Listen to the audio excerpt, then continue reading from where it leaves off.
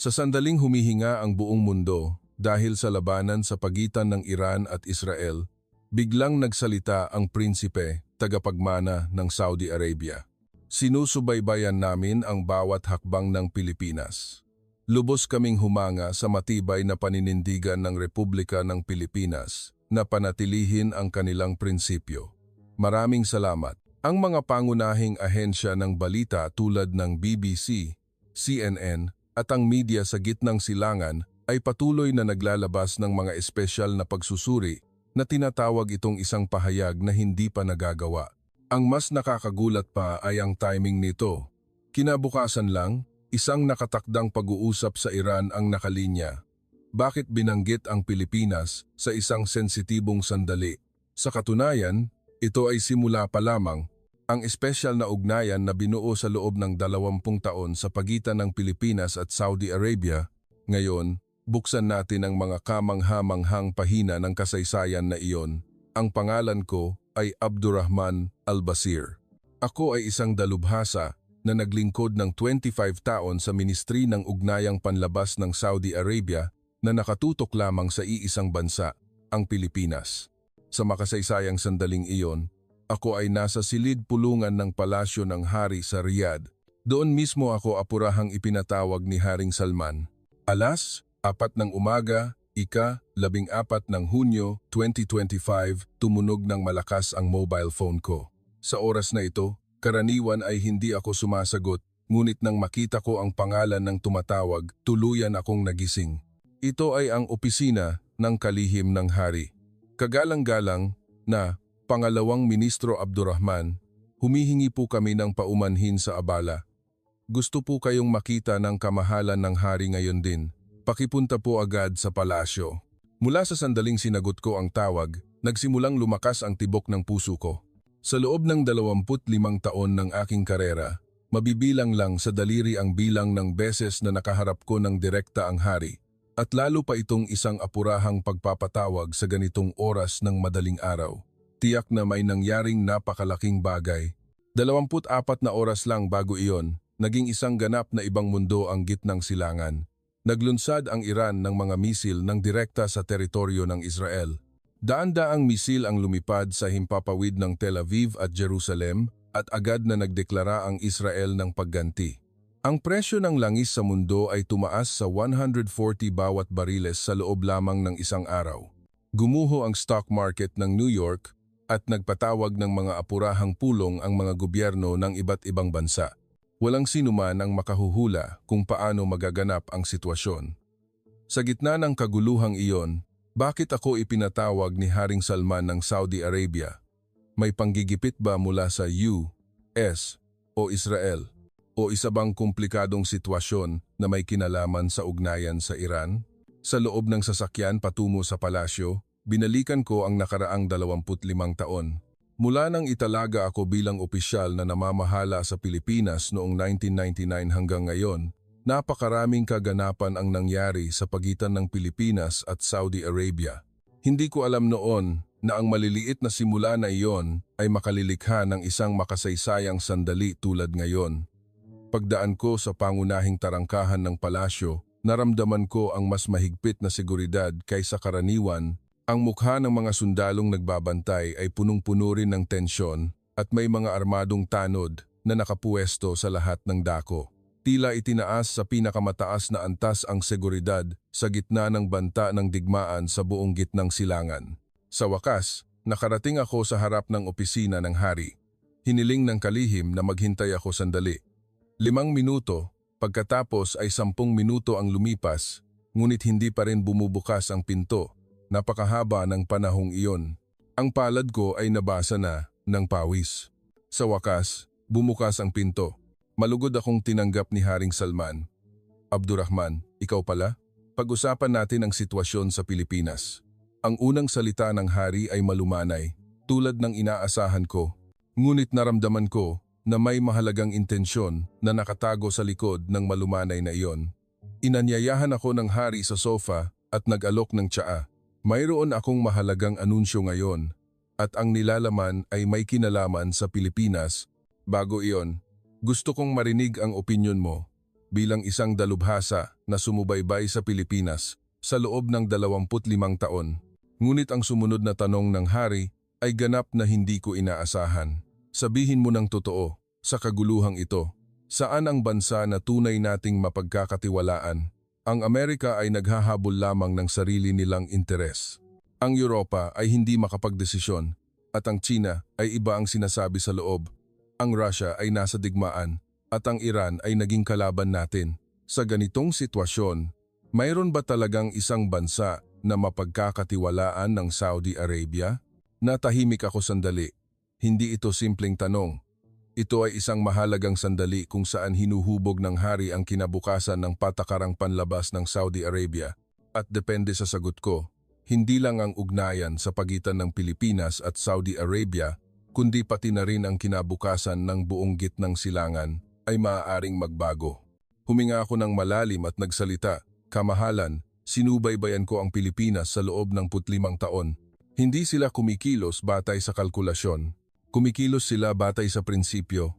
At ang prinsipyong iyon ay tapat. Sigurado ako rito. Nagbago ang tingin ng hari.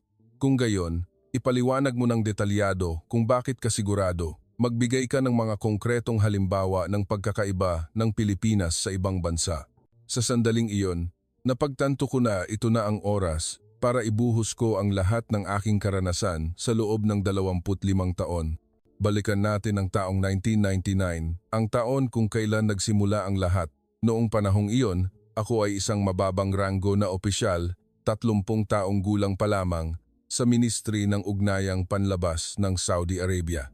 Noong Marso ng taong iyon, tinawag ako ng aking nakatataas at sinabi, Abdurrahman, ikaw na ang mamamahala sa Pilipinas simula ngayon. Gawin mo ang unang business trip mo para alamin ang sitwasyon. Sa totoo lang, halos wala akong alam tungkol sa Pilipinas noon. Ang alam ko lang ay isa ito sa mga Asian Tigers at isang bansa na bumibili ng krudo sa amin. Ngunit nang dumating ako sa Maynila, nabigla ako, iba na agad sa paliparan. Nang lumapag ako sa Ninoy Aquino International Airport, naramdaman ko ang isang kapaligiran na may bahid ng dignidad at katatagan. Iyon ang panahon, isang taon pagkatapos ng Asian Financial Crisis na sumalanta sa Pilipinas. Ang lahat ng Asian Tigers ay nahihirapan, ngunit ang paraan ng pagtugon ng bawat bansa ay ganap na magkakaiba. Ang Taiwan ay humingi sa amin ng 50% na bawas sa kontrata ng pag-angkat ng langis. Ang dahilan ay hindi nila kayang bayaran ang dating dami dahil sa mahirap na sitwasyong pang-ekonomiya. Ang Hong Kong ay mas matalino. Nagbigay sila ng panggigipit na bawasan ng malaki ang presyo sa pamamagitan ng pagdedeklara na mag-aangkat sila ng langis sa pamamagitan ng mainland China. Nagsalita pa sila na parang nagbabanta na kung hindi namin ibibigay, bibili sila sa iba. Ang Singapore ay nagmungkahi na muling pag-usapan ang lahat ng mga termino ng kontrata. Hiniling nila na baguhin ang mga kondisyon ng pagbabayad mula sa cash patungo sa deferred payment, isang kahilingan na halos isang paglabag sa kontrata. Ngunit ang Pilipinas lang ang iba. Nagdeklara sila na ipatutupad nila ang kontrata tulad ng dati. Ang mas nakakagulat pa, hindi tulad ng ibang bansa, sinabi nila na magbabayad sila kaagad ng cash. Noong una, hindi ko maintindihan. Ang Pilipinas ay dumadaan din sa krisis pang-ekonomiya tulad ng iba. Bakit ganoon ang pinili nila? Upang mahanap ang sagot, nagsimula akong maglakad-lakad sa mga kalye ng Maynila at di nagtagal, nasaksihan ko ang isang hindi kapani-paniwalang eksena. Ang eksenang nakita ko sa Ongpin Street ay talagang nakakagulat. Ang mga tao ay nakapila ng mahaba sa harap ng mga tindahan ng ginto, ngunit hindi para bumili ng ginto, kundi para magbenta ng ginto. Ang mga matatandang babae ay nagdadala ng mga gintong singsing na inipon nila habang buhay. Ang mga bagong kasal ay nagdadala pa ng kanilang mga singsing sa kasal. Mayroon ding mga bata na hawak ang kamay ng kanilang ina na may dalang gintong kuwintas. Pabalik sa hotel, ipinaliwanag ng isang opisyal ng Ministry ng Ugnayang Panlabas ng Pilipinas ang sitwasyon sa akin. Kagalang-galang na pangalawang ministro, mayroon kaming bayanihan sa ginto na paggalaw sa aming bansa. Upang mabayaran ang utang ng bansa, kusang loob na nag-aambag ang buong bansa ng ginto. Kusang loob? Opo, walang pumipilit. Nahihirapan ang bansa, kaya kusang loob na tumindig ang mga tao. Tinalikuran namin ang luho hanggang mabayaran ang lahat ng utang.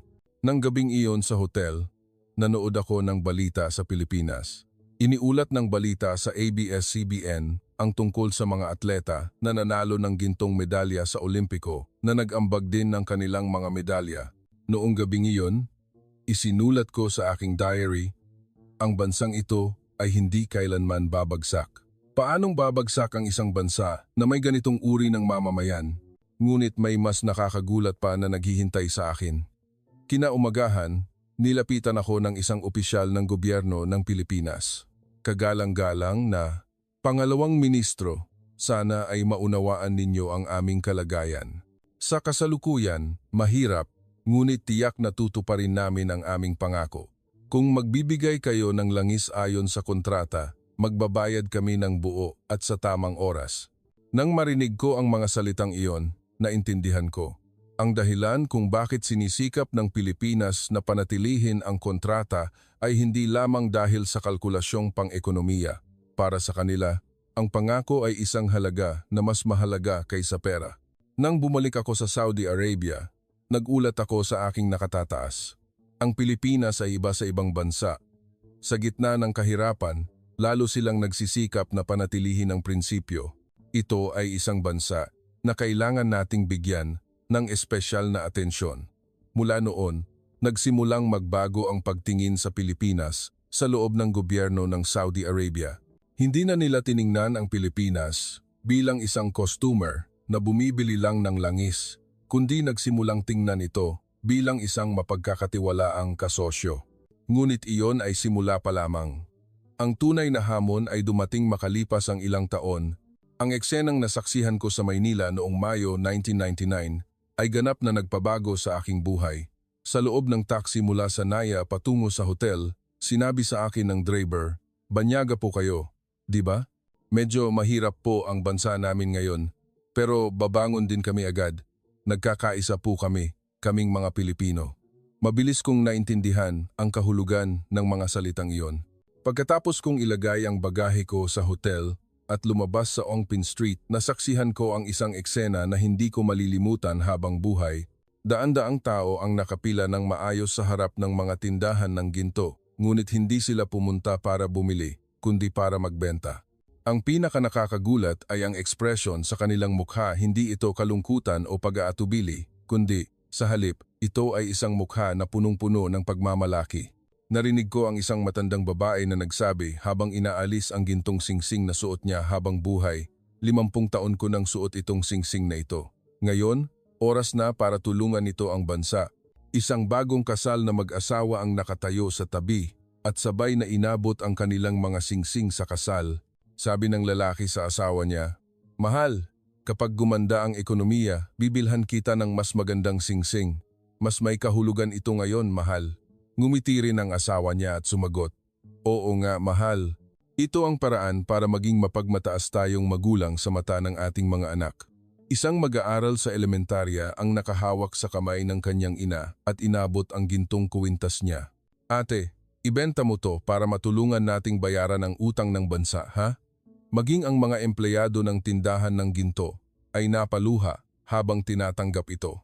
Nang masaksihan ko ang eksenang iyon, kinilabutan ako. Ito ay isang bagay na hindi maiisip sa Saudi Arabia. Siyempre, mahal din ng mga taga-Saudi ang kanilang bansa. Ngunit hindi ko pa nakita ang pagmamahal na iyon na ipinakita sa isang konkretong at agaran na aksyon. Ang mas nakakagulat pa ay hindi lang ito nangyayari sa Ongpin Street. Nangyayari ito ng sabay-sabay sa buong Maynila, hindi sa buong Pilipinas. Nang gabing iyon sa hotel, nanood ako ng balita sa ABS-CBN.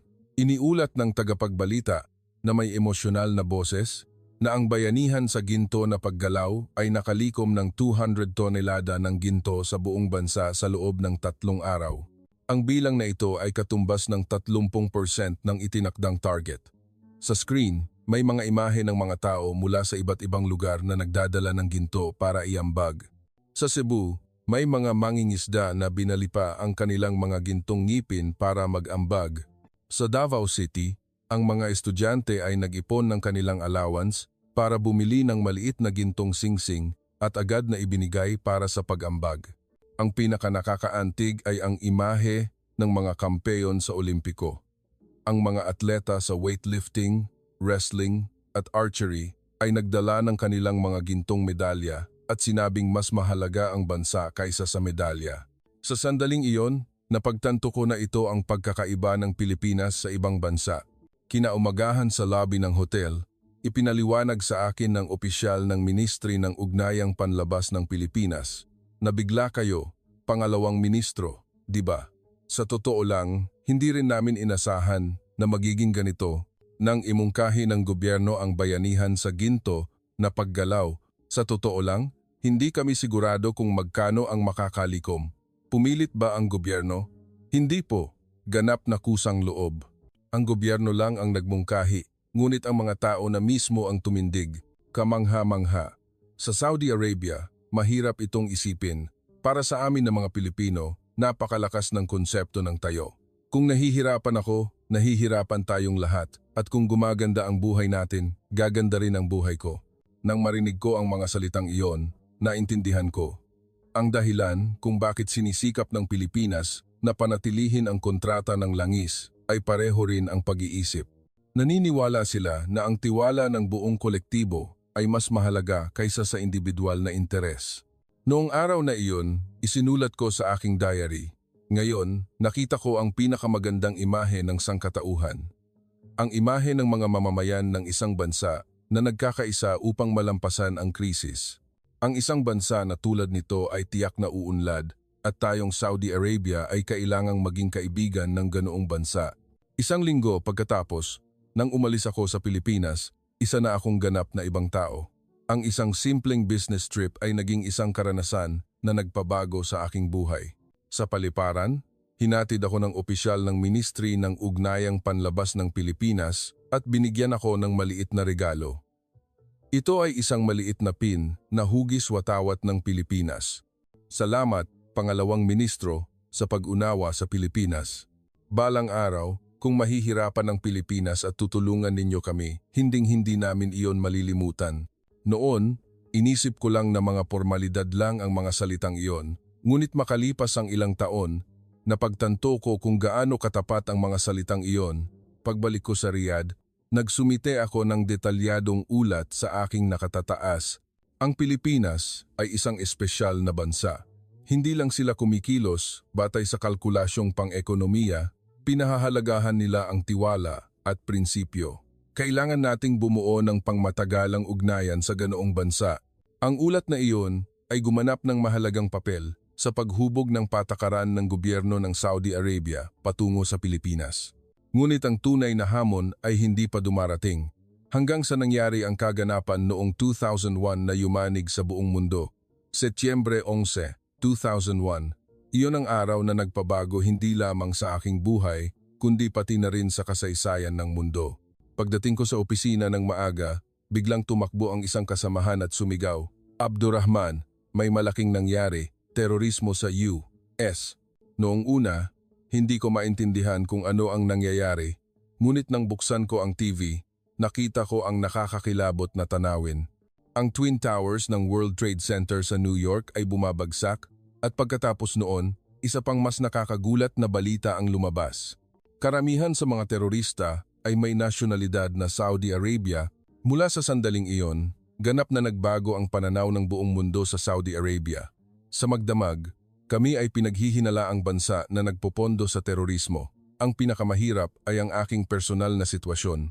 Ang panganay kong anak, si Farid, ay nag-aaral noon sa US. Nag-aaral siya ng Business Administration sa Harvard University at bigla akong nawalan ng kontak. Pagkaraan ng ilang araw, nakontak ko siya.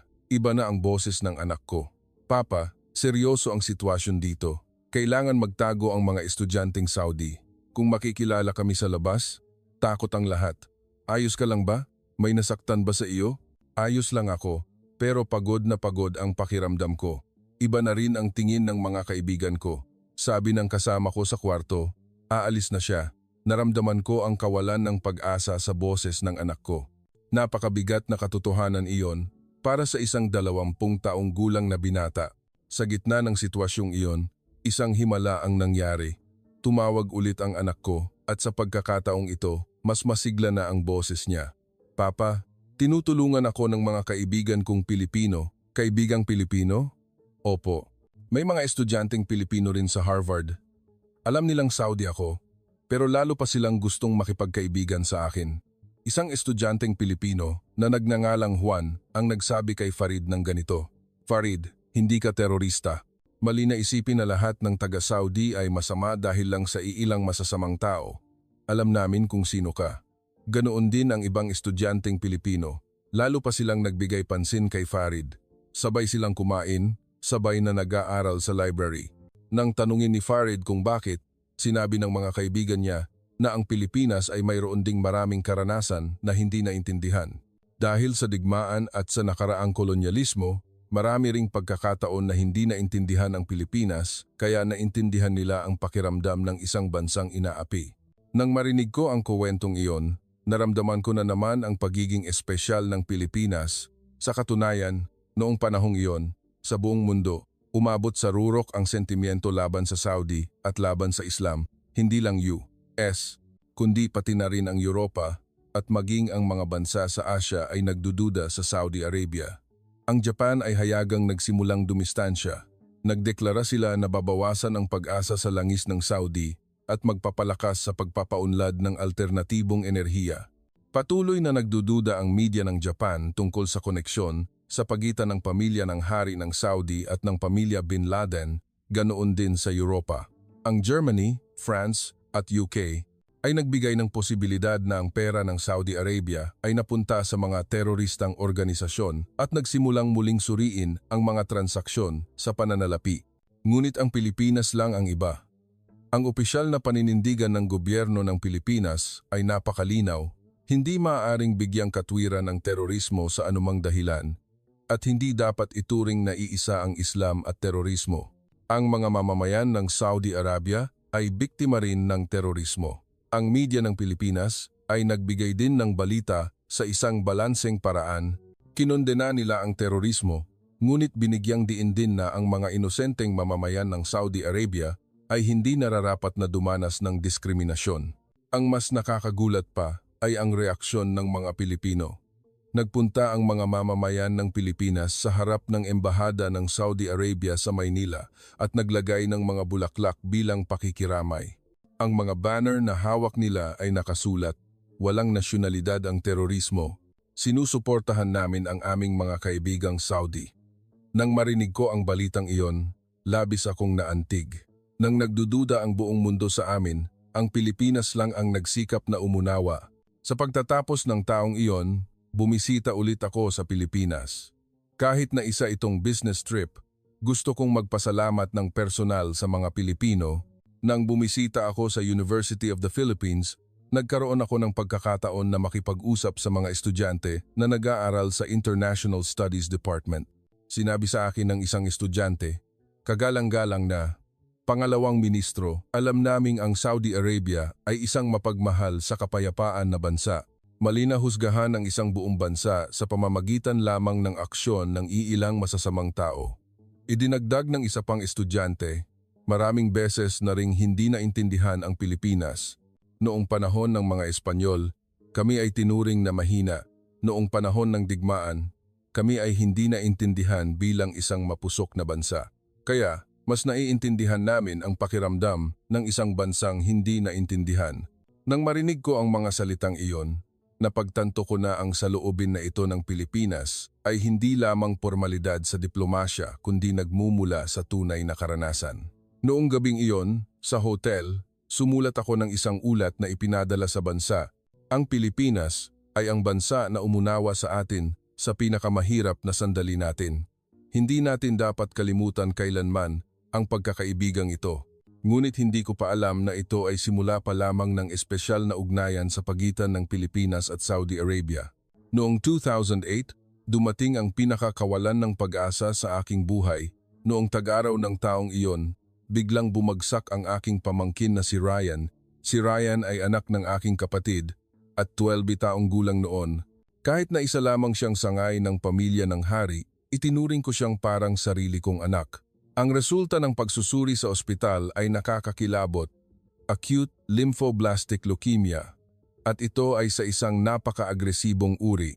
Ginagamot siya sa King Fahd Specialist Hospital, ngunit lumalala ang sitwasyon.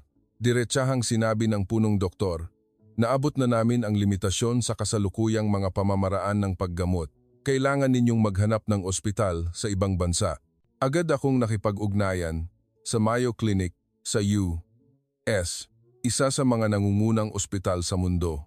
Ngunit ang sagot ay puno ng kawalan ng pag-asa. Walang ibang paraan maliban sa bone marrow transplant, ngunit ang tsansa ng tagumpay ay mga 30% lang.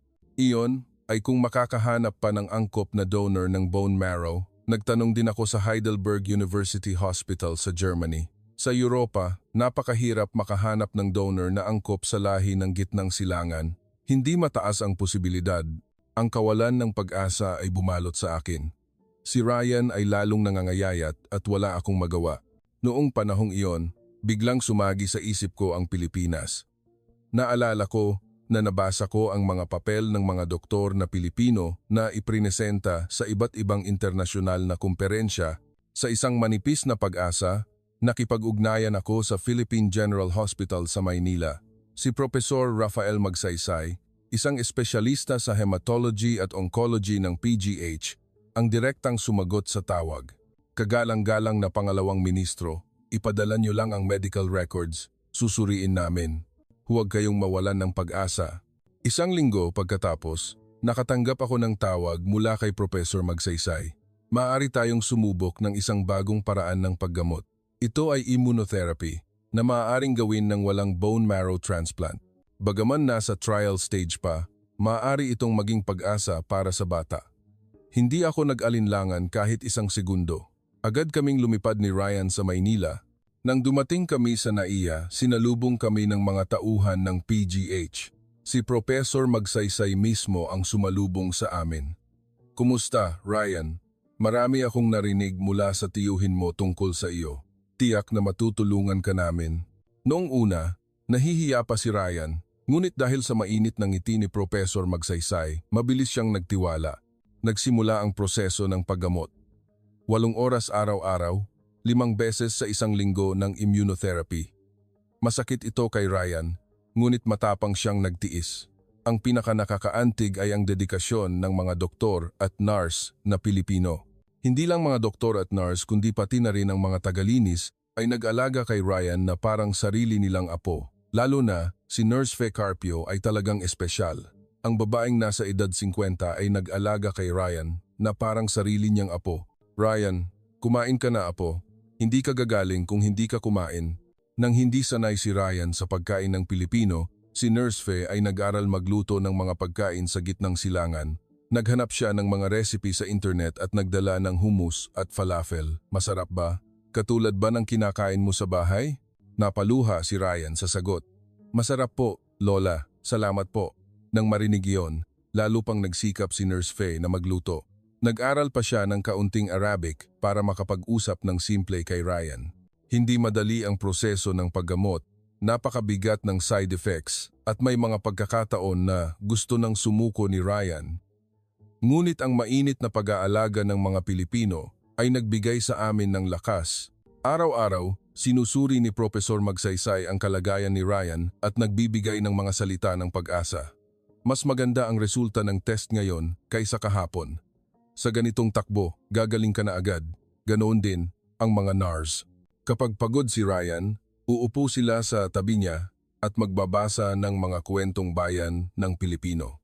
Pagkaraan ng 6 na buwan, sa wakas ay nagbigay si Professor Magsaysay ng isang kahanga-hangang balita. Ganap na siyang gumaling. Wala na kaming nakitang cancer cells. Umiyak ako sa sandaling iyon. Umiyak din sina Professor Magsaysay, Nurse Fe, at ang mga nurse kasama namin. Si Ryan, noong panahong iyon, ay nagsalita sa Tagalog. Salamat po, maraming salamat po. Iyon ang mga salitang itinuro sa kanya ni Nurse Fe. Nagsikap ng husto si Ryan na mag-aral ng Tagalog sa loob ng 6 na buwan. Paglaki ko po, mag-aaral pa ako ng mas mahusay sa Tagalog para makabalik po ako dito. Nang umalis kami sa Pilipinas, hinatid kami ng buong grupo ng mga doktor at nurse sa NAIA.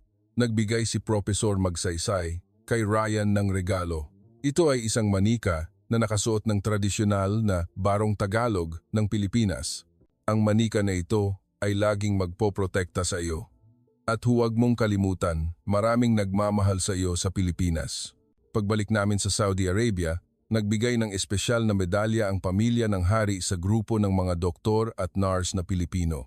Ipinadala ito kina Professor Magsaysay, Nurse Faye at sa lahat ng nag-alaga kay Ryan. Nagpadala rin ng personal na liham ng pasasalamat ang hari.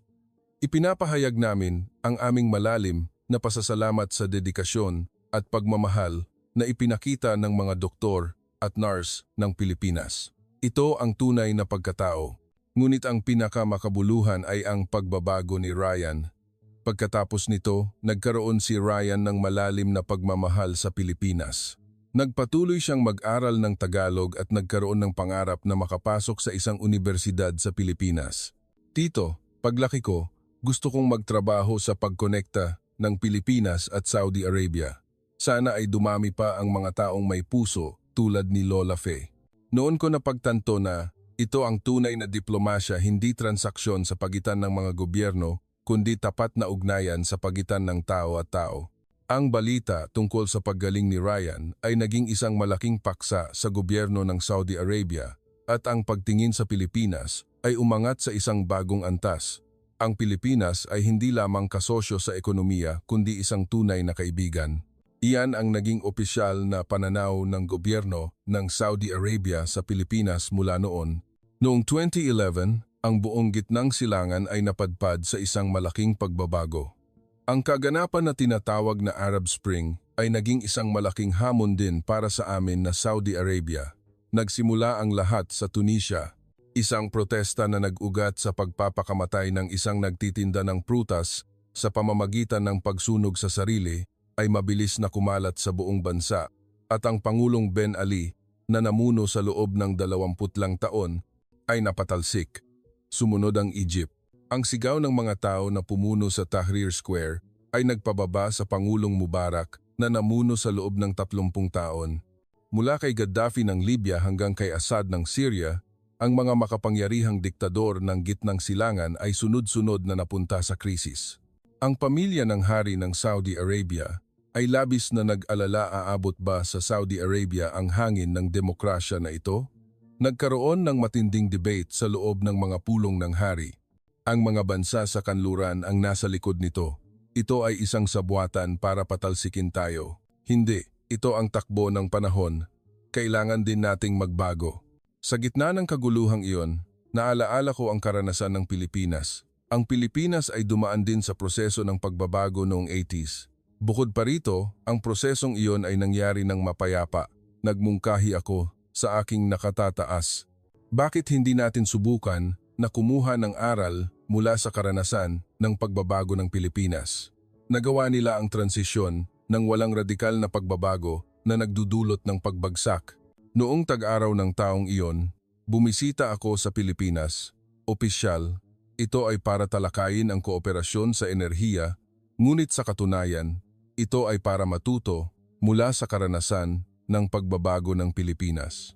Nakilala ko si Professor Jose Rizal Santos ng Political Science Department ng University of the Philippines. Siya ay isang taong direktang dumaan sa panahong iyon. Professor, paano nagawa ng Pilipinas ang pagbabago ng napakapayapa? Ang sagot ni Professor Santos ay napaka-impresibo. Mas mahalaga ang unti-unting pagbabago kaysa sa biglaang pagbabago. Higit sa lahat, nagsikap ang mga tao at ang gobyerno na lutasin ang problema sa pamamagitan ng dialogo. Paano iyon nangyari? Ang gobyerno ay kusang nagmungkahi ng mga patakaran ng pagbabago at patuloy na nakikipagdialogo sa iba't ibang sektor ng lipunan. Siyempre, mayroon ding mga hindi pagkakasundo, ngunit sa huli, nakahanap kami ng mapayapang solusyon. Nagpatuloy si Professor Santos sa pagpapaliwanag. Ang pinakamahalaga ay ang timing. Kung huli na, hindi mapipigilan ang radikal na pagbabago. Kung masyadong maaga, magpapalala lamang ito ng kaguluhan. Ang pagbabago sa tamang oras at sa tamang paraan ang susi. Nang marinig ko ang mga salitang iyon, napagtanto ko na ang Saudi Arabia ay hindi dapat tanggihan ng bulag ang pagbabago, kundi dapat isulong ang unti-unting pagbabago tulad ng Pilipinas. Nagtanong ako ng isa pang tanong. Paano ninyo hinarap ang panggigipit mula sa mga bansa sa kanluran? Ang pagbabago ng Pilipinas ay hindi dahil sa panggigipit mula sa labas kundi dahil sa panloob na pangangailangan. Nakatanggap kami ng suporta mula sa labas, ngunit ang mapagpasyang puwersa ay ang kalooban ng mga Pilipino. Ito ang susi. Ang transition ay hindi isang bagay na ipinipilit mula sa labas, kundi kailangang mangyari ng natural mula sa loob. Habang naglalakad kami sa Intramuros, ipinaliwanag ni Professor Santos, dito sa mga kalye na ito, nasaksihan ng mga tao ang pagbabago araw-araw. Ngunit tingnan ninyo, tahimik na ngayon. Ito ay patunay na maaaring makamit ang pag-unlad habang pinapanatili ang katatagan sa pamamagitan ng unti-unting pagbabago sa halip na radikal na pagbabago. Noong gabing iyon sa hotel, sumulat ako ng isang apurahang ulat na ipinadala sa bansa. Dapat nating kumuha ng aral mula sa karanasan ng Pilipinas upang isulong ang unti-unting pagbabago. Ang radikal na pagbabago ay magdudulot lamang ng kaguluhan. Pagkaraan ng ilang buwan, inihayag ng gobyerno ng Saudi Arabia ang Vision 2030. Ito ay resulta na may malaking pagkuha ng aral mula sa payo ng Pilipinas. Ang Vision 2030 ay hindi naghahabol ng radikal na pagbabagong pampulitika, kundi unti-unting modernisasyon sa ekonomiya at lipunan. Ang pagpapalawak ng partisipasyon ng kababaihan sa lipunan, ang pagbubukas ng industriya ng entertainment, at ang pag-iba-iba ng ekonomiya, ang mga pangunahing nilalaman. Ang pinakamahalaga ay ang lahat ng mga pagbabagong ito ay pinamumunuan ng pamilya ng hari. Ito ay isang kusang loob na pagbabago na nagmumula sa panloob na pangangailangan hindi dahil sa panggigipit mula sa labas. Sa proseso, nagpatuloy ang payo ng Pilipinas. Sinusuportahan ng gobyerno ng Pilipinas ang pagbabago ng Saudi Arabia, ngunit binibigyang diin pa rin ang matatag na pag-unlad kaysa sa mabilis na pagbabago. Nang bumisita ang isang mataas na pinuno ng Pilipinas sa Saudi Arabia, napaka-impresibo ang kanyang mga salita. Ang pagbabago ay parang isang marathon. Kung masyadong mabilis tumakbo, kailangang sumuko sa kalagitnaan. Ang mahalaga ay ang patuloy at matatag na pag-usad. Ang mga salitang iyon ay nagbigay ng malalim na impresyon sa mga pinuno ng Saudi Arabia. Ang unti-unting pagbabago ng Saudi Arabia na may pagkuha ng aral mula sa payo ng Pilipinas ay nagtagumpay. Habang ang ibang bansang Arabo ay nahulog sa kaguluhan, nagawa ng Saudi Arabia na panatilihin ang katatagan habang isinusulong ang modernisasyon. Sa pamamagitan ng karanasang ito, tiningnan ng gobyerno ng Saudi Arabia ang Pilipinas hindi lamang bilang isang kasosyo sa ekonomiya, kundi bilang isang matalinong tagapayo. Ang Pilipinas ay isang bansa na marami tayong matututunan. Ang kanilang karanasan ay isang mahalagang pag-aari para sa atin. Iyan ang naging opisyal na pagtatasa ng pamilya ng hari ng Saudi Arabia sa Pilipinas mula noon. Ngunit ang tunay na hamon ay nasa hinaharap pa. Noong Abril 2014, isang hindi inaasahang krisis ang dumating. Ang MERS virus na nagmula sa Saudi Arabia ay nagsimulang kumalat sa buong mundo. Noong una, inakala lang namin na ito ay isang karaniwang sakit sa paghinga. Ngunit di nagtagal, lumabas ang katotohanan na ito ay isang napakadelikadong virus. Isang nakakatakot na sakit na may mortality rate na higit sa 30%. Ang mas malaking problema ay ang virus na ito ay nagmula sa Saudi Arabia. Sa buong mundo, umalingaw-ngaw ang mga boses na pumupuna sa Saudi Arabia. Hindi maganda ang pamamahala ng Saudi Arabia kaya nangyari ito. Kailangan humingi ng tawad ang Saudi Arabia sa internasyonal na komunidad. Lalo na noong Mayo 2015, nang lumabas ng malaki ang MERS sa Pilipinas, talagang nawalan ako ng pag-asa. Umabot sa rurok ang galit ng mga Pilipino. Patuloy na pinupuna ng media ng Pilipinas ang Saudi Arabia. Ang kawalang ingat na pagtugon ng Saudi Arabia ay naglagay sa buong Pilipinas sa panganib. Kailangang papanagutin ng Saudi Arabia ang pinagmulan ng MERS. Noong panahong iyon, talagang nasaktan ako. Tila ang tiwala na binuo namin sa Pilipinas sa loob ng 15 taon ay gumuho sa magdamag. Naglabas ng travel ban ang Pilipinas patungo sa Saudi Arabia at lahat ng palitan sa pagitan ng dalawang bansa ay huminto. Opisyal ding humingi ng matinding tugon ang gobyerno ng Pilipinas mula sa Saudi Arabia. Sa gitna ng sitwasyong iyon, bumisita ako sa Pilipinas. Bilang kinatawan ng gobyerno ng Saudi Arabia, pumunta ako para humingi ng tawad at maghanap ng solusyon. Nang dumating ako sa Naya, talagang tense ang atmosfera. Maging ang mga empleyado ng paliparan ay malamig ang tingin sa akin. Dumalo ako sa isang pulong na inorganisa ng Department of Foreign Affairs. Napakaseryoso ng mukha ng mga opisyal ng Pilipinas. Kagalang-galang na, pangalawang ministro, alam ba ninyo kung gaano kalaki ang pinsala na dinanas ng Pilipinas sa insidenteng ito? Halos naparalisa ang ekonomiya ng Pilipinas.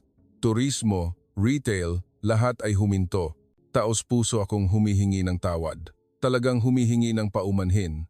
Sa ngalan ng gobyerno ng Saudi Arabia, ipinapadala ko ang aking malalim na paghingi ng tawad. Ngunit mula ngayon, maghanap tayo ng solusyon ng magkasama. Maaari ba? Noong sandaling iyon, isang opisyal ng Pilipinas ang nagsabi ng isang hindi inaasahang bagay. Kagalang-galang na, pangalawang ministro, noong una, galit na galit din kami, ngunit kung iisipin, biktima rin ng Saudi Arabia, walang hangganan ang virus. Idinagdag ng isa pang opisyal, sa sitwasyong ito, sa halip na sisihin ang isa't isa, sa palagay ko, tama na maghanap tayo ng solusyon ng magkasama. Nang marinig ko ang mga salitang iyon, labis akong naantig. Ang mga Pilipino, kahit nagalit, ay hinuhusgahan ang sitwasyon ng makatuwiran. Nagmungkahi ang gobyerno ng Pilipinas ng magkasanib na kooperasyon sa Saudi Arabia. Ihayag ng lubusan ang impormasyon tungkol sa virus at magtatag ng magkasanib na research group. Kailangan nating lampasan ang krisis na ito ng magkasama. Masayang tinanggap ng gobyerno ng Saudi Arabia ang mungkahi na ito. At kaya, ang Saudi-Philippine MERS Joint Research Group ay nabuo. Nang pagsamahin ang teknolohiya ng impormasyon ng Pilipinas at ang klinikal na karanasan ng Saudi Arabia, lumabas ang mga kamanghamanghang resulta. Ang contact tracing system ay napabuti ng husto at ang treatment protocol ay na-systematize.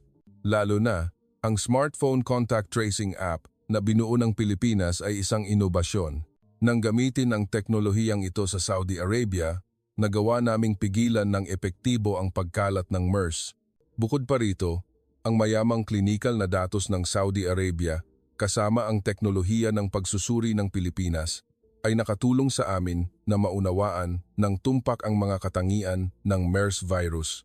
Ang pinakaimpresibo ay ang imahe ng kooperasyon ng mga mananaliksik ng dalawang bansa. Naglakbay sila sa pagitan ng Riyadh at Maynila, nag-aaral ng walang tigil araw at gabi. Naaalala ko pa ang sinabi ng isang babaeng PhD na Pilipino nang bumisita siya sa Saudi Arabia. Walang pinipiling hangganan ng virus. Kung gusto nating manalo, kailangan nating lumaban ng magkasama. Sinabi rin ng isang mananaliksik na Saudi nang bumisita siya sa Pilipinas, kapag nagsama ang teknolohiya ng Pilipinas at ang karanasan ng Saudi Arabia, napakalaki ng synergy. Hindi ito magagawa ng mag-isa. Pagkatapos ng isang taon ng magkasanib na pananaliksik, nakabuo kami ng isang sistema na epektibong makokontrol ang MERS. Ang sistemang ito ay kinilala pagkatapos ng World Health Organization bilang isang standard model. Ang mas mahalaga ay sa proseso, lalong lumalim ang tiwala sa pagitan ng dalawang bansa.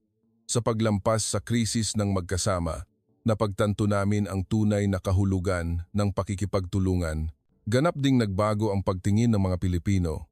Noong una, sinisisi nila ang Saudi Arabia, ngunit nang masaksihan nila ang proseso ng kooperasyon, nagpapasalamat sila.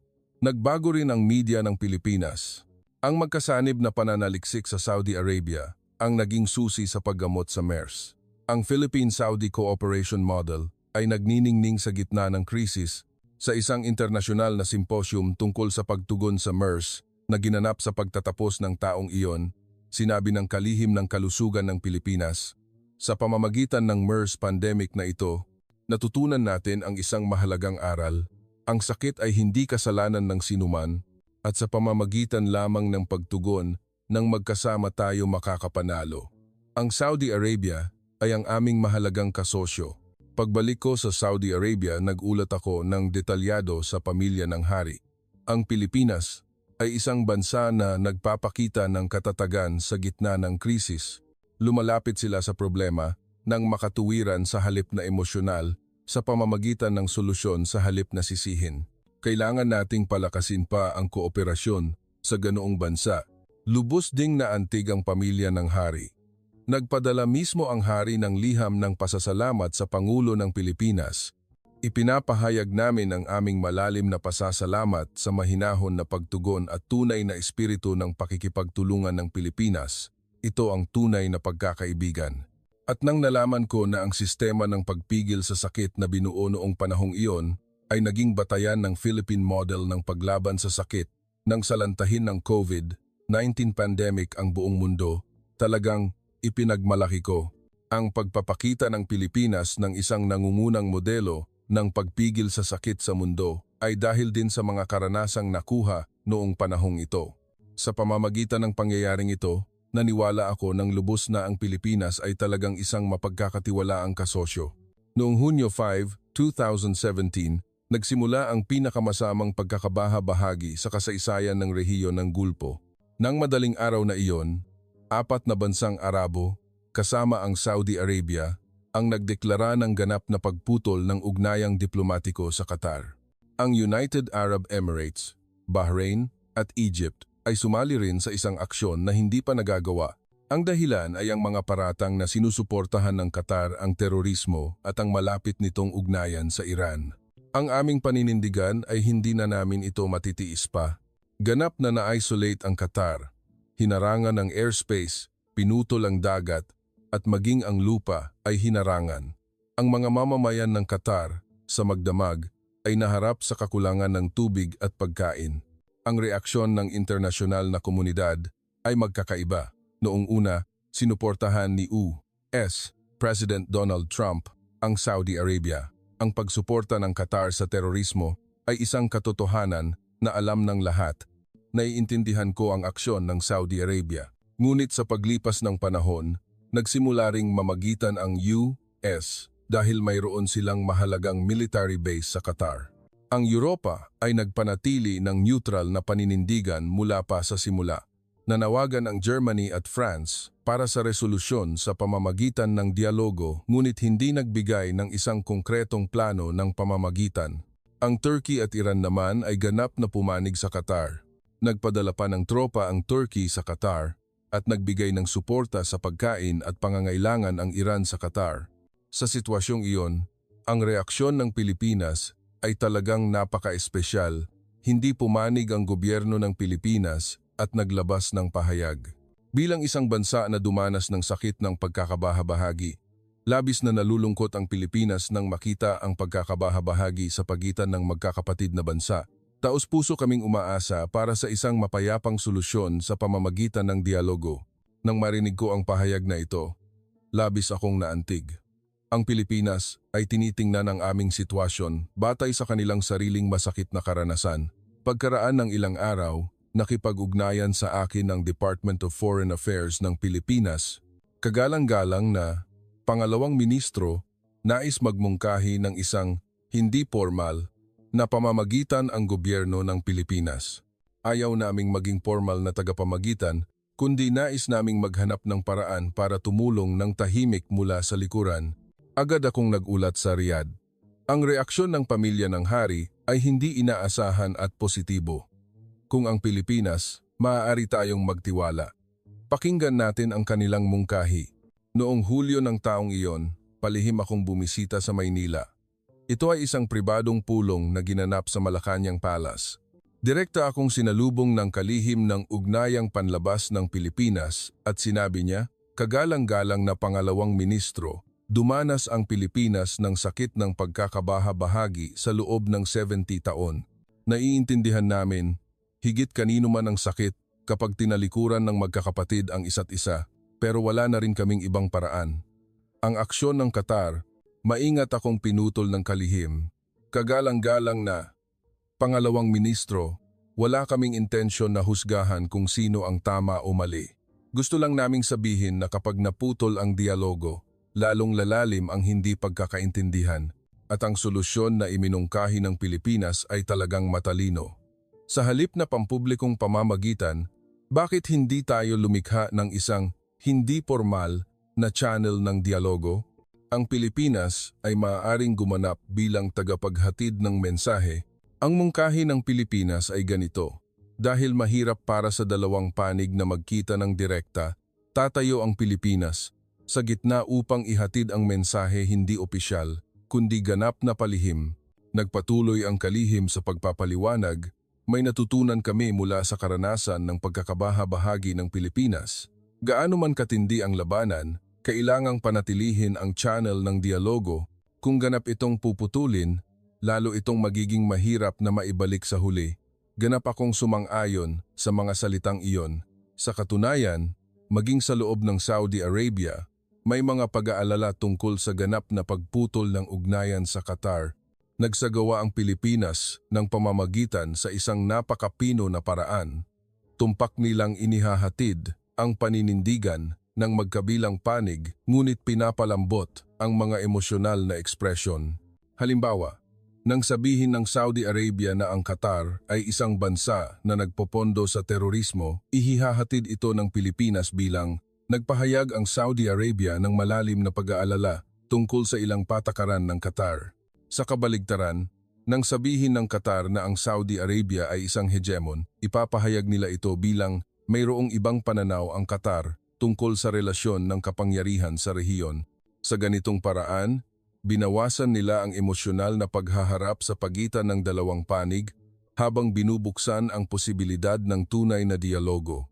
Ang pinaka-impresibo ay ang pagtitiyaga ng mga diplomatikong Pilipino. Patuloy nilang kinukumbinsi ang magkabilang panig sa loob ng maraming buwan. Maaring mahirap ngayon, ngunit balang araw, hindi ba't magiging magkakapatid kayo ulit? Bilang isang bansang dumanas ng pagkakabaha-bahagi, naiintindihan namin kung gaano kahalaga ang inyong pagkakaisa. Siyempre, walang agarang epekto. Ang pagharang sa Qatar ay tumagal ng 3.5 taon, ngunit ang pagsisikap ng Pilipinas ay hindi nawalan ng saysay. Noong Enero 2021, nang sa wakas ay natupad ang Gulf Reconciliation sa Al-Ula Summit, hindi nakalimutan ng pamilya ng hari ng Saudi Arabia ang papel ng Pilipinas. Si Hari Salman mismo ang tumawag sa Pangulo ng Pilipinas para magpasalamat. Ang tahimik na pagsisikap ng Pilipinas ang nagbigay daan para maging katotohanan ang rekonsilasyon ngayon. Napagtanto na naman namin na ang tunay na kaibigan ay ang nananatili sa tabi mo sa gitna ng kahirapan.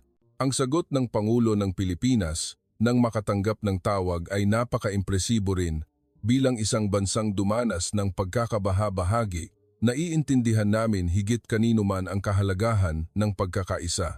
Ang kapayapaan sa rehiyon ng Gulpo ay kapayapaan din ng mundo. Sa pamamagitan ng pangyayaring ito, kinilala ang Pilipinas bilang isang mapagkakatiwalaang tagapamagitan sa gitnang silangan. Isang pino na balanse, hindi pumanig, kundi nagmamalasakit sa lahat. Iyan ang espesyal na pilosopiya ng diplomasya ng Pilipinas. Noong Mayo 2020, bago ang Tokyo Olympics, isang hindi inaasahang pangyayari ang naganap. Nagpadala ang Ministry of Foreign Affairs ng Japan ng isang diplomatic note sa mga Ministry of Foreign Affairs ng iba't ibang bansa. Ang nilalaman ay ire-record nila ang pangalan ng isang pinagtatalunang isla sa Pilipinas, West Philippine Sea, Scarborough Shoal, gamit ang pangalan ng Japan sa opisyal na mapa ng Tokyo Olympics. Kasabay nito, hiniling nila sa mga bansa na sundin din ang paraan ng pag-record ng Japan sa mga opisyal na dokumento. Siyempre, nakatanggap din ng diplomatic note ang Ministry of Foreign Affairs ng Saudi Arabia at ang Japanese ambassador ay humingi ng direktang pulong sa akin. Sa Embahada ng Japan sa Jeddah, sinabi ni Ambassador Tanaka sa isang magalang ngunit matatag na tono, "Kagalang-galang na pangalawang ministro, ang isla na ito ay sa kasaysayan ay teritoryo ng Japan. Ang Pilipinas ay ilegal na sumasakop. Ang Saudi Arabia, bilang isang bansang gumagalang sa internasyonal na batas, ay hinihiling na suportahan ang paninindigan ng Japan." Ibinuka ni Ambassador Tanaka ang mga inihandang dokumento at nagpatuloy sa pagpapaliwanag. Hindi lamang ito simpleng isyu ng teritoryo, Ito ay isang isyu ng internasyonal na kaayusan at tuntunin ng batas. Umaasa ako na gagawa ng tamang desisyon ang Saudi Arabia. Sa huli, nagbigay pa siya ng hindi direktang panggigipit.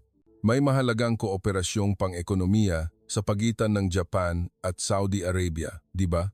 Sana ay magdesisyon kayo sa isang direksyon na kapaki-pakinabang para sa magkabilang panig. Umiwas ako na sumagot agad noon.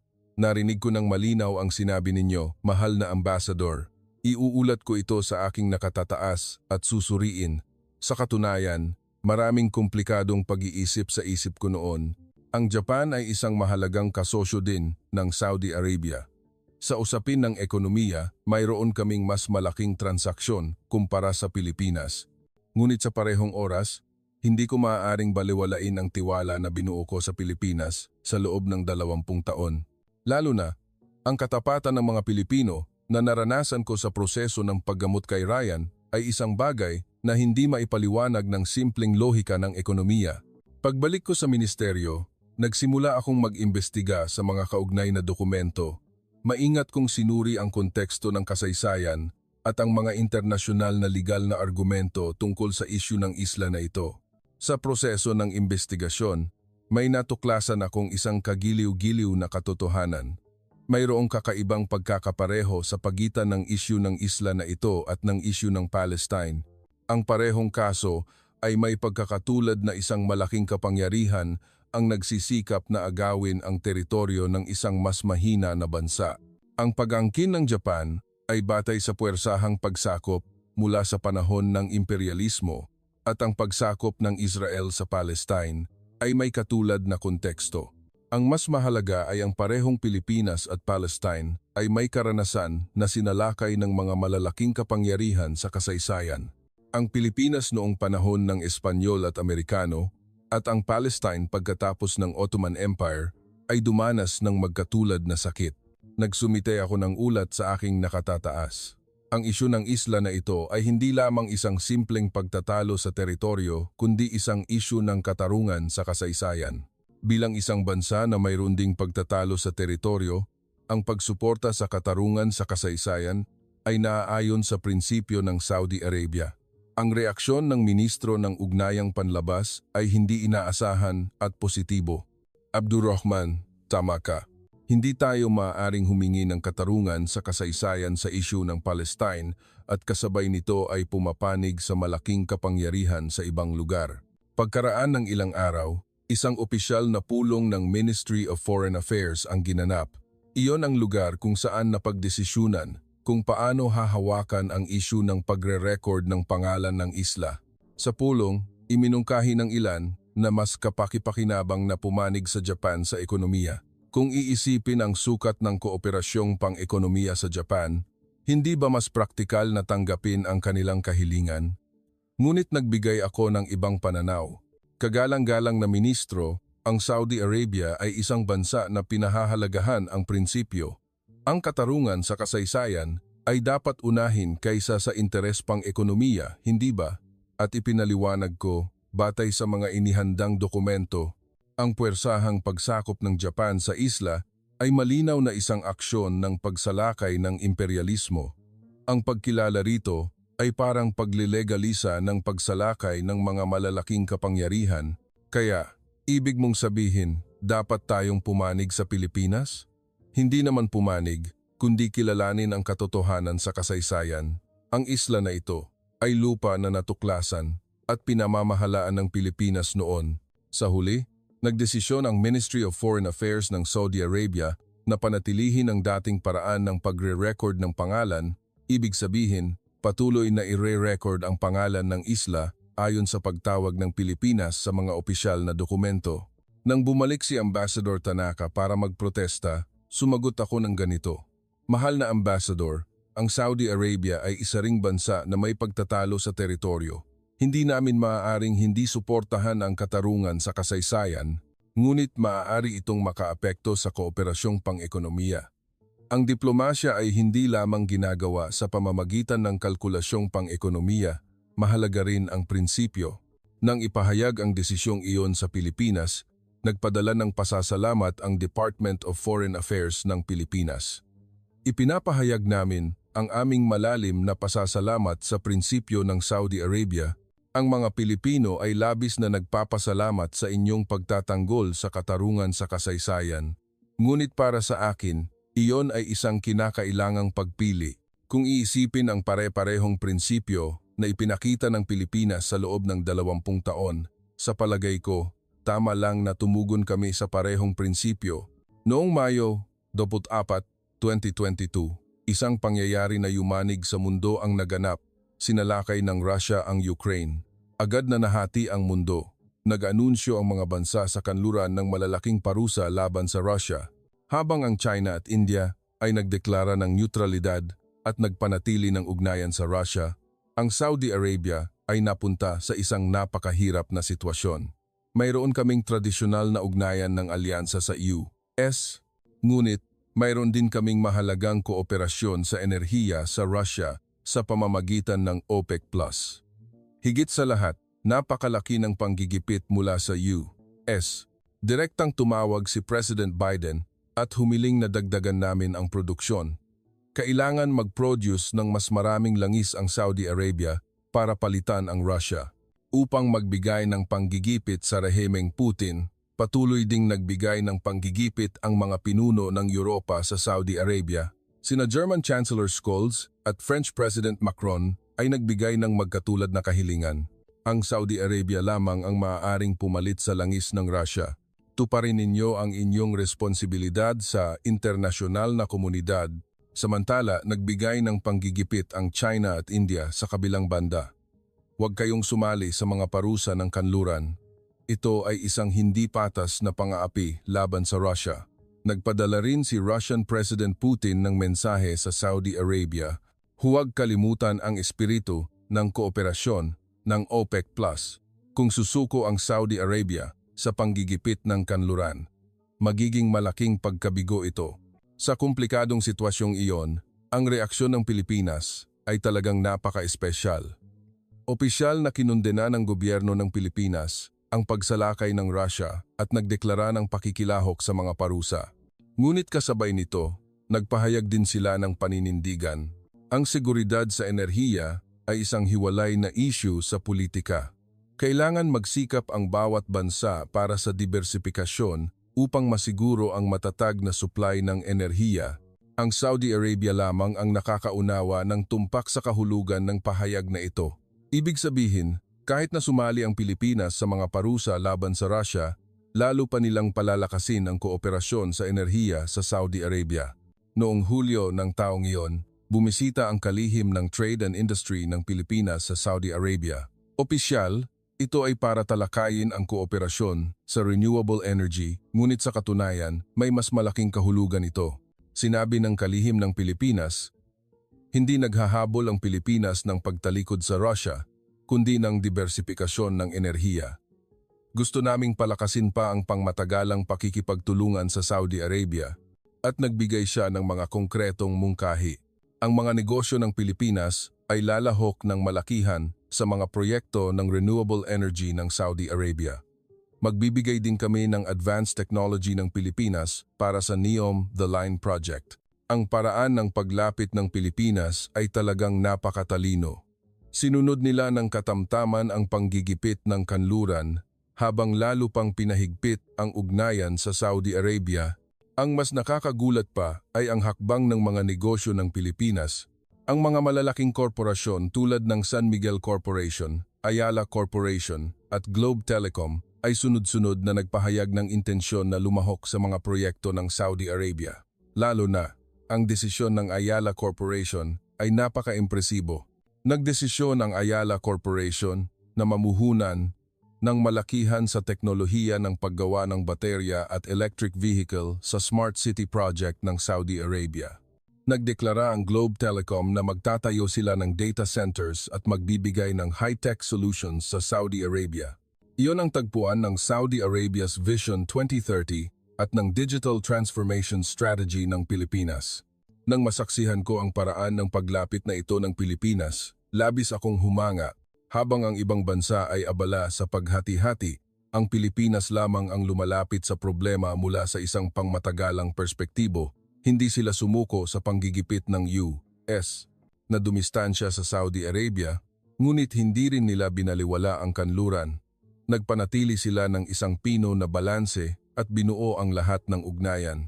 Naaalala ko pa ang paliwanag ng isang opisyal ng Department of Foreign Affairs ng Pilipinas sa akin. Kagalang-galang na, pangalawang ministro, pinahahalagahan ng Pilipinas ang pragmatismo kaysa sa ideolohiya. Ang krisis sa Ukraine ay malinaw na mali. Ngunit hindi namin maaaring sirain ang lahat ng iba pang ugnayan dahil dito. Kaya, anong prinsipyo ang ginagamit ng diplomasya ng Pilipinas? Kapayapaan at pagkakaisa. Nagsisikap kaming hindi maging kalaban ng sinuman at maging kaibigan ng lahat. Nang marinig ko ang mga salitang iyon, napagtanto ko kung gaano kahinog ang pilosopiya ng diplomasya ng Pilipinas. Sa katunayan, nagtagumpay ang paraan ng paglapit na ito ng Pilipinas. Nagawa nilang panatilihin ang ugnayan sa kanluran habang lalo pang pinalakas ang kooperasyon sa Saudi Arabia. Sa pagtatapos ng taong iyon, nang bumisita si Crown Prince Mohammed bin Salman sa Pilipinas, sinabi niya, ang Pilipinas ay isang matalinong bansa na nagpapanatili ng prinsipyo habang binubuo ang lahat ng ugnayan sa gitna ng komplikadong politika ng internasyonal. Ang isang bansang tulad nito ang tunay na kasosyo. Sa pagbisitang iyon, lumagda ang dalawang bansa sa mga kasunduan sa kooperasyon na nagkakahalaga ng 20 bilyon. Iyon ay isang komprehensibong pakikipagtulungan na sumasaklaw sa lahat ng larangan tulad ng enerhiya, konstruksyon, teknolohiya at pagtatanggol. Lalo na impresibo ang desisyon ng Pilipinas na lumahok sa programa ng pagpapaunlad ng espasyo ng Saudi Arabia. Sinuportahan nila ang pagpapaunlad ng teknolohiya ng espasyo ng Saudi Arabia batay sa kanilang karanasan. Nang masaksihan ko ang lahat ng ito, naniwala ako nang lubos na ang Pilipinas ay talagang isang espesyal na bansa. Isang balanse na hindi natitinag sa gitna ng komplikadong politika ng internasyonal. Iyon ang sariling lakas ng Pilipinas. Ang kuwento ay bumalik sa Hunyo 4, 2025, ang araw na nakipagkita ako kay Hari Salman sa opisina ng palasyo. Ikinuwento ko sa hari ang buong karanasan ko sa loob ng 25 taon mula sa bayanihan sa Ginto na paggalaw noong 1999 hanggang sa reaksyon ng Pilipinas pagkatapos ng 9/11. Ang proseso ng paggamot kay Ryan, ang payo sa panahon ng Arab Spring, ang magkasanib na kooperasyon sa pagtugon sa MERS, ang pamamagitan sa krisis sa Qatar, ang suporta sa isyu ng soberanya ng teritoryo, at ang balanseng diplomasya sa giyera sa Ukraine. Tahimik na nakinig ang hari sa aking kuwento. Kung minsan, tumatango siya, at kung minsan naman ay malalim na nag-iisip. Nang matapos ko ang aking kuwento, sinabi ng hari, Abdurrahman, naghirap ka sa loob ng mahabang panahon. Dahil sa iyo, nagkaroon tayo ng isang espesyal na kaibigan, ang Pilipinas. At tumingin ang hari sa labas ng bintana at nagpatuloy sa pagsasalita. Ngayon, ganap na magulo ang gitnang silangan. Direktang nagbabarilan ang Iran at Israel. Hindi katakataka kung magsimula ang isang ganap na digmaan anumang oras. Totoo po, kamahalan. 24 oras na ang nakalipas, direktang naglunsad ng misil ang Iran sa teritoryo ng Israel at nagdeklara rin ang Israel ng agarang pagganti. Ang buong gitnang silangan ay naging isang powder keg. Nagbibigay ng panggigipit ang US na suportahan natin ang Israel. Gusto nila na isolate natin ng lubusan ang Iran. Ngunit kung gagawin natin iyon, lalong mahuhulog sa mas malaking kaguluhan ang gitnang silangan. Ang Europa ay nagsasalita tungkol sa kapayapaan ngunit walang konkretong solusyon. Ang China at Russia ay nag-iisip lamang ng sarili nilang interes. Ang boses ng hari ay may bahid ng malalim na pag-aalala. Sa sitwasyong ito, saan ang bansa na maaari nating pagkatiwalaan? Sino ang tunay na gusto ng kapayapaan para sa gitnang silangan? Noon, tumingin sa akin ng direkta ang hari at sinabi, Abdurrahman, kung ang Pilipinas, na sinubaybayan mo sa loob ng 25 taon, ano ang gagawin nila? Hindi ako nag-alinlangan sa pagsagot. Kamahalan, kung ang Pilipinas, hindi sila papanig, kundi magsisikap sila para sa kapayapaan. Lagi nilang ginawa iyon. Tumango ang hari. Tama. Nagsikap ang Pilipinas, na hindi maging kalaban ng sinuman at maging kaibigan ng lahat. Ang isang bansang tulad nito ang tunay na kasosyo na maaari nating asahan sa panahong ito ng kaguluhan at nagbigay ang hari ng isang mapagpasyang pahayag. Mamayang hapon, magpapatawag ako ng isang apurahang press conference, oras na para ipahayag natin ang ating paninindigan sa buong mundo. Anong paninindigan po ang ipapahayag ninyo, kamahalan? Sasabihin ko na, ang bansa na pinakakatiwalaan ng Saudi Arabia ay ang Pilipinas. At ipapahayag ko na magsisikap tayo para sa kapayapaan sa gitnang silangan kasama ang Pilipinas. Nang marinig ko ang mga salitang iyon, nanginginig ang buo kong katawan. Ang sandali na pinangarap ko sa loob ng 25 taon ay sa wakas ay naging katotohanan. Nagpatuloy ang hari sa pagsasalita bilang isang bansa na dumanas ng pagkakabaha-bahagi, naiintindihan ng Pilipinas higit kanino man ang kahalagahan ng kapayapaan. Mayroon din silang karunungan upang panatilihin ang balanse sa pagitan ng mga malalaking kapangyarihan. Kung kasama ang isang bansang tulad nito, ang tunay na kapayapaan ay maaaring dumating sa gitnang silangan. Alas 4 ng hapon, ng araw na iyon, isang apurahang press conference ang ginanap sa Riyadh Palace. Sa ilalim ng atensyon ng media sa buong mundo, umakyat si Haring Salman sa entablado. Nakatayo ako sa dulo ng silid pulungan at nasaksihan ang makasaysayang sandaling iyon. Nagsimulang magsalita ang hari, "Sa lahat ng aking minamahal na mamamayan at sa inyo na mga kaibigan sa buong mundo, sa panahong kinakaharap ng gitnang silangan ang isang malaking krisis, gusto kong linawin ang paninindigan ng Saudi Arabia." Ang silid pulungan ay natahimik. Ang Saudi Arabia ay nagnanais ng kapayapaan. Umaasa kami na hindi nakakalat pa ang labanan sa pagitan ng Iran at Israel. Hindi kami papanig sa sinuman. Sa halip, sinusuportahan namin ang isang mapayapang solusyon sa pamamagitan ng dialogo at negosasyon. Hanggang dito, ang mga pahayag ay inaasahan pa rin. Ngunit ang sumunod na pahayag ang nagpagulat sa lahat. Sa mahirap na panahong ito, ang bansa na pinakakatiwalaan ng Saudi Arabia ay ang Republika ng Pilipinas. Nagsimulang maging maingay ang silid pulungan. Nagmamadali ang mga mamamahayag na magsulat at patuloy na kumikislap ang mga flash ng kamera. Nagpatuloy ang hari sa pagsasalita. Sa loob ng 25 taon, ang Pilipinas ay naging isang tunay na kaibigan ng Saudi Arabia. Nananatili sila sa aming tabi kapag kami ay nahihirapan at nagbigay ng matalinong payo sa mga sitwasyon ng labanan. Ang Pilipinas ay isang bansa na hindi nagiging kalaban ng sinuman at nagiging kaibigan ng lahat, at isang pambihirang deklarasyon ang ginawa. Kaya, nagdesisyon ang Saudi Arabia na bigyan ang Pilipinas ng isang espesyal na katayuan. Sa pagbibigay ng enerhiya, ituturing namin ang Pilipinas bilang isang pinakamataas na prioridad na kasosyo. Anuman ang pagbabago sa presyo ng langis, magbibigay kami ng langis sa Pilipinas sa isang matatag na presyo. Ganap na nagulo ang silid pulungan. Ito ay isang groundbreaking na desisyon na hindi pa nagagawa. Nagtanong ang isang mamamahayag, "Kamahalan, bakit Pilipinas? Bakit ang Pilipinas ang pinili ninyo at hindi isang malaking kapangyarihan tulad ng US o China?" Ang sagot ng hari ay nakakaantig. Ang mga malalaking kapangyarihan ay gumagamit ng kanilang lakas para magbigay ng panggigipit sa ibang bansa. Ngunit ang Pilipinas ay iba. Ang diplomasya ng Pilipinas ay hindi ginagawa sa pamamagitan ng lakas kundi sa pamamagitan ng prinsipyo.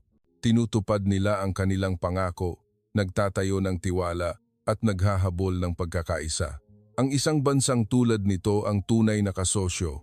Nagtanong ang isa pang mamamahayag, paano maaapektuhan ng desisyong ito ang sitwasyon sa gitnang silangan? Maghahanap kami ng isang bagong daan para sa kapayapaan sa gitnang silangan kasama ang Pilipinas. Bilang isang bansang dumanas ng pagkakabahabahagi, naiintindihan ng Pilipinas ang kahalagahan ng kapayapaan. Sila rin ay mga master sa balanseng diplomasya. Gusto naming gamitin ang karunungan ng Pilipinas upang lumikha ng isang matatag na kapayapaan sa gitnang silangan. Pagkatapos ng press conference, pakiramdam ko ay nagbago ako. Ang lahat ng aking pagsisikap sa loob ng 25 taon ay nagbunga sa sandaling ito. Nang umalis ang hari sa silid-pulungan, sinabi niya sa akin, Abdurrahman, kung wala ka, hindi ako makagagawa ng ganoong deklarasyon ngayon. Ang pagkilala sa isang tunay na kaibigan ay isa ring kakayahan. Noong gabing iyon, nagbigay ng malaking balita ang media sa buong mundo tungkol sa balitang ito. Iniulat ng CNN ang shocking declaration ng Saudi Arabia. Itinuturing ang Pilipinas bilang pinakamataas na prioridad na kasosyo. Sinuri ng BBC ang diplomasya ng Pilipinas. Nagniningning sa gitna ng krisis, sa gitnang silangan. Mas nasasabik ang media ng Pilipinas. Ang groundbreaking declaration ni Haring Salman ng Saudi Arabia, itinuturing ang Pilipinas bilang pinakakatiwalaang bansa. Ang headline na patuloy na iniulat, ngunit ang pinakamakabuluhan ay ang reaksyon ng gobyerno ng Pilipinas. Ang Pangulo mismo ang tumawag kay Haring Salman para magpasalamat. Ipinapahayag namin ang aming malalim na pasasalamat sa tiwala ng kamahalan. Gagawin ng Pilipinas ang lahat ng aming makakaya para sa kapayapaan sa gitnang silangan. Ang mga salita ng hari sa tawag na iyon ang pinaka-naaalala ko. Mahal na Pangulo, ang Pilipinas ay isang maliit ngunit malakas na bansa, isang bansa na nagpapagalaw sa mundo, hindi sa pamamagitan ng lakas kundi sa pamamagitan ng puso. Gusto naming lumikha ng isang bagong hinaharap kasama ang isang bansang tulad nito. Hindi ako nakatulog ng matagal noong gabing iyon. Ang 25 taong paglalakbay ay lumipas sa aking isip. Mula sa pagkabigla nang una akong bumisita sa Maynila noong 1999 at nasaksihan ang mga Pilipino na lumahok sa bayanihan sa ginto na paggalaw. Hanggang sa pagkahinog ng Pilipinas nang umunawa sila sa Saudi Arabia pagkatapos ng 9/11. Ang dedikasyon ng mga doktor at nurse na Pilipino na nagpagaling kay Ryan, ang matalinong payo sa panahon ng Arab Spring. Ang lahat ng mga sandaling iyon ay nagdala sa makasaysayang deklarasyon ngayon. Kinaumagahan, dahan-dahan akong naglakad sa mga kalye ng Riyadh. Sa lahat ng dako sa kalye, pinag-uusapan ng mga tao ang press conference kahapon. Ang pag-uusap ng mga tao na narinig ko sa isang coffee shop ay napaka-impresibo. Mukhang napakagaling ng bansang Pilipinas na iyon. Pinuri sila ng ating hari ng ganoon. Oo nga, ganoon din ang pakiramdam ko nang manood ako ng mga pelikula ng Pilipinas. Mukhang napakainit ng mga Pilipino. Sabi ng anak ko, gusto niyang mag-aral ng Tagalog. Ngayon, kailangan ko na talaga siyang papag-aralin. Sa mga kabataan ng Saudi Arabia, ang interes sa Pilipinas ay sumabog. Higit pa sa P-pop at pelikula, mayroon na ngayong paghanga sa teknolohiya at kultura ng Pilipinas sa pangkalahatan. Nang hapong iyon, bumisita ako sa Embahada ng Pilipinas upang makipagkita sa ambassador at talakayin ang mga plano ng kooperasyon sa hinaharap. Sinalubong ako ng ambassador na may malawak na ngiti. Kagalang-galang na pangalawang ministro. Ang press conference kahapon ay talagang nakakaantig. Lubos na naantig ang mga Pilipino. Mahal na ambassador, simula pa lang ito, kailangan nating lumikha ng mas malaking kooperasyon sa hinaharap. Tinalakay namin ang mga konkretong plano ng kooperasyon. Sa larangan ng enerhiya, nagdesisyon kaming ikonekta ang renewable energy technology ng Pilipinas sa mga proyekto ng enerhiya ng Saudi Arabia. Sa larangan ng teknolohiya, nagdesisyon kaming pagsamahin ang semiconductor, display, at AI technology ng Pilipinas sa NEOM project ng Saudi Arabia. Ang cultural exchange ay palalawakin din ng malaki. Nagdesisyon kaming palawakin ang pagtuturo ng Tagalog sa buong Saudi Arabia at dagdagan ang bilang ng mga estudyanteng Saudi na mag-aaral sa Pilipinas. Ang pinakamakabuluhan ay ang plano ng kooperasyon para sa kapayapaan. Iyon ay ang pagsasama ng karanasan ng Pilipinas sa paglampas sa pagkakabaha-bahagi at ang impluensya ng rehiyon ng Saudi Arabia upang mag-ambag sa kapayapaan sa gitnang silangan. Sinabi ng ambassador, kagalang-galang na pangalawang ministro, kung magsasama ang Pilipinas at Saudi Arabia, sa palagay ko, magbubukas talaga ang mga bagong posibilidad.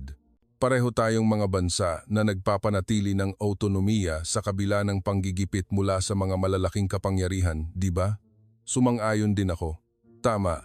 Nagtayo tayo ng ugnayan, hindi sa pamamagitan ng lohika ng lakas, kundi sa pamamagitan ng lohika ng tiwala.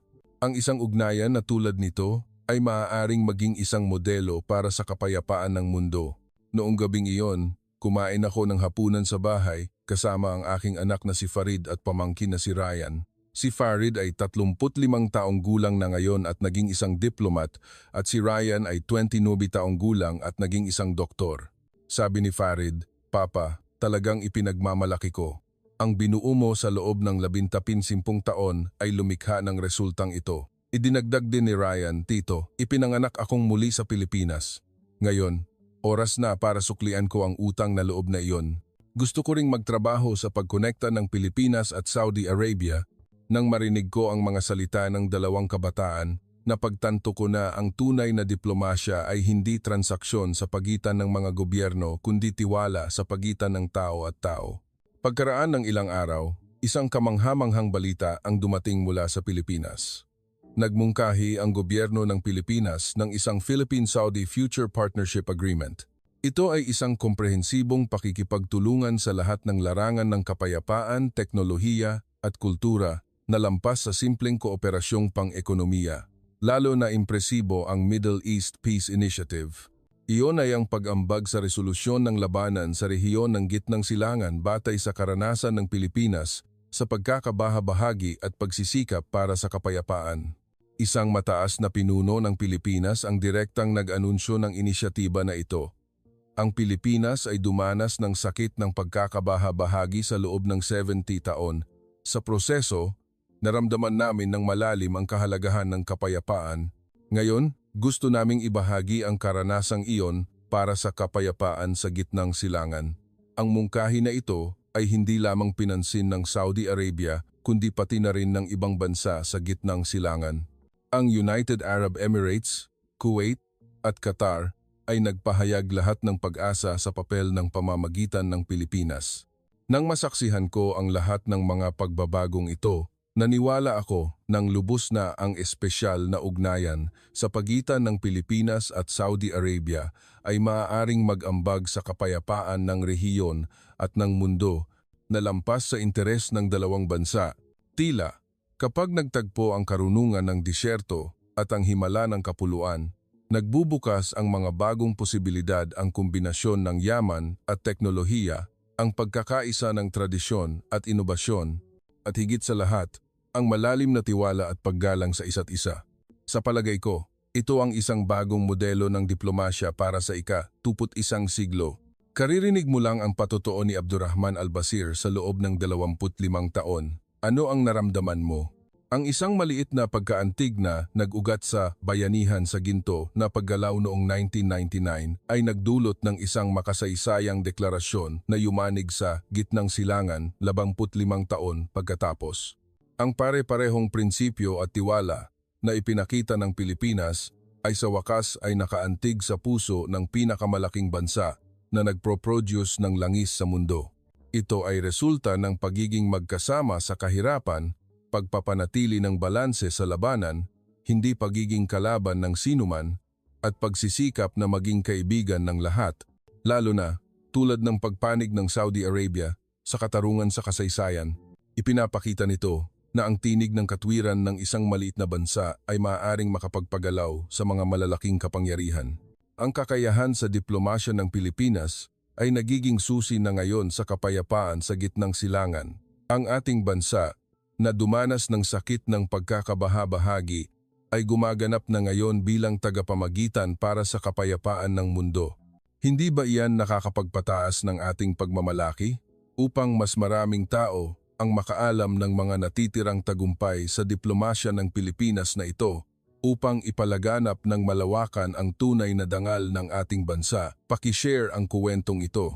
Huwag ding kalimutang mag-subscribe at mag-like. Sa hinaharap, patuloy kaming magdadala ng mas maraming nakakaantig na kuwento na nagpapakita ng lakas ng Pilipinas na kinikilala ng mundo. Maraming salamat.